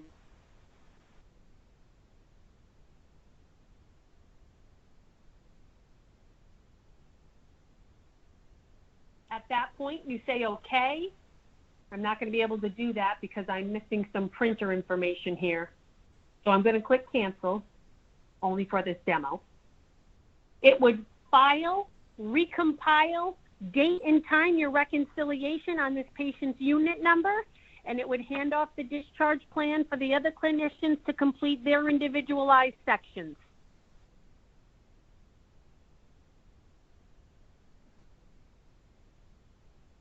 Now, with everybody on mute, it is always hard to say goodbye. I hope you're not sleeping. I hope it made sense. I hope you get the opportunity to use the test provider or yourself in test to go through some of this. Use that document that we created. It is short and sweet. It is 45 pages long, lots of screenshots. Some pages don't even have words on it. So it's not like you're reading a book. We tried to simplify the workflow. We provided only the detail you need to see. The day of live, there should be elbow-to-elbow support for you. Find out who your super users are. IT is going to have a team of super users or application experts on site to help you, in addition to the super users. Peggy Miller is having provider training sessions twice a day. 7:30 and 5:30, I believe. Hands-on training. If you've seen this demo, if you go to that class, you will have it'll be much easier for you to navigate. Reach out to Peggy, tell her what you need. She'll get a hold of me. I can get a hold of my team. We can provide you the follow-up that you need. Give the system time to get to know you. I hate to say it like that, but the more you put into the system, the more it can give back to you as the days and months go on. My name is Jennifer Atchison. I am a part of the pharmacy IT team. My supervisor is Carolyn Falvey. I encourage you to reach out to me with your questions. I can't thank you enough for your time. I know computer is not your priority. The patients are, and I really appreciate you taking this window with me today. I'm doing this for the rest of the week, different time slots. Feel free to join again if you want to, and I will look forward to seeing you, hearing from you, and helping you. Thank you, everybody. Enjoy your day. Thank you. Thanks. Thank you so much, Jennifer.